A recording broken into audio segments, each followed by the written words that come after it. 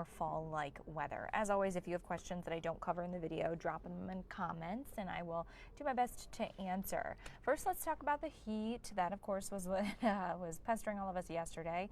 Typically this time of year, we've got 11 days in the 90s, and yesterday we raked in our second of the season and of the year. So pretty low on the number of 90-degree days. I don't think any of us are complaining, though. It was a pretty mild summer. And we went back and looked and found the previous years that have 2 or less days in the 90s. The last time this happened, it was 2004. They had 1. And then in 2000, there were none. Now, as for today, we could be close to 90. It's really going to depend on our cloud cover. We could also hit 90. Again, it just depends on our cloud cover. If those showers and storms move in quicker, and if the cloud cover decides to move east quicker, less likely that we'll hit 90 degrees.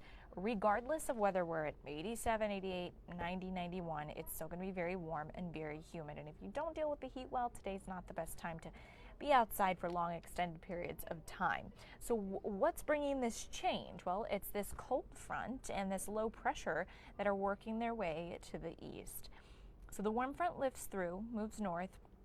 The rain coverage is going to increase through the afternoon today. I would say you're likely to see more spotty showers around the noon hour and beyond. Right now, the showers, let me zoom in close here, they're kind of stuck along I-75, and even some thunderstorms in the mix as well.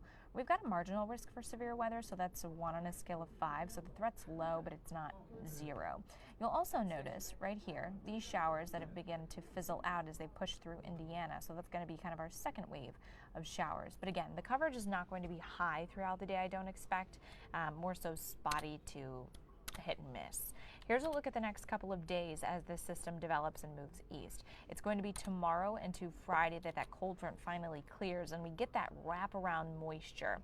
At that point, on Friday, temperatures will be cooler. So today we're about 90, tomorrow we're about 80, and then beyond that we're in the low to mid 70s through the remainder of the 8-day forecast.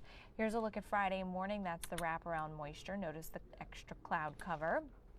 Things then begin to wrap up Friday night. However, Saturday we could once again see an isolated sprinkle with another passing frontal boundary, but it would be a very weak one. All right, now for the temperatures. Of course, today we're near 90. There's our day that we spend near 80, and notice the cool blues dipping in for the weekend. That'll keep us in the 70s. And that's kind of the trend for the remainder of the 8-day. However, next Wednesday actually gets a little on the cool side.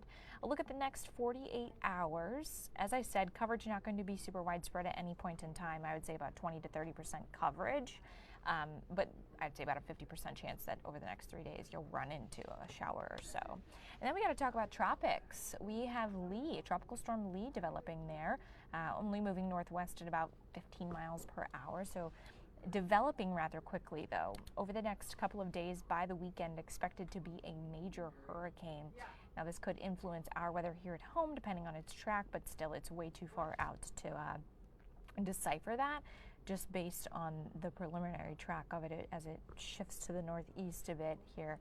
This coming weekend and early next week, we actually have a frontal boundary dropping in from the northwest, so those two things could interact. But as I said, too early to tell. Look at the 8-day forecast, 70s across the board after today.